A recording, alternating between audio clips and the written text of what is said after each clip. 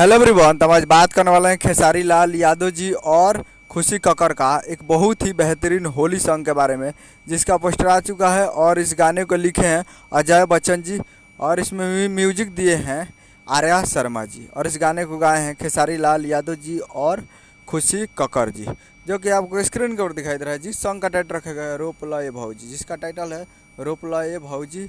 और वीडियो में खेसारी लाल यादव जी और नीलम गिरी जी, फिट में है नीलम गिरी जी। और ये बहुत ही बेहतरीन सॉन्ग है और सबसे बड़े चैनल से आने वाला है ये गाना, तो बहुत ही ज़बरदस्त और तगड़ा वाला ये है। और अजय बच्चन जी का जो भी गाना लिखा होता है तगड़ा गाना होता है, तो आप लोग तैयार रहिएगा। और अजय बच्चन जी बहुत ही जल्द आप लोगों को देखने को मिला और ये कमिंग सून है जी हाँ। अजय बच्चन जी का गाना जो लिखा हुआ बहुत तगड़ा होता है और ये कमिंग सून है, बहुत ही जल्द आप लोग को देखने को मिलेगा टी सीरीज हमार भोजपुरी यूट्यूब चैनल पे। टी सीरीज हमार भोजपुरी यूट्यूब चैनल पे तैयार रहिएगा। रोपले भौजी हो सकता है कल टीजर आ जाए, परसों वीडियो आ जाए, तो आप लोग तैयार रहिएगा टी सीरीज हमार भोजपुरी यूट्यूब चैनल पे देखने के लिए। तो यही अपडेट था। उम्मीद करें वीडियो चला, चैनल को सब्सक्राइब कर बेल आइकन बजाता कैसे कैसे खेसारी लाल यादव जी के लेटेस्ट आता है वीडियो को लाइक कीजिए, चैनल को सब्सक्राइब कीजिए। तो तैयार रहिएगा, बहुत ही जल्द आप लोग को देखने को मिलेगा। तो मिलता है अगले वीडियो में, तब तक के लिए जय हिंद जय भोजपुरी।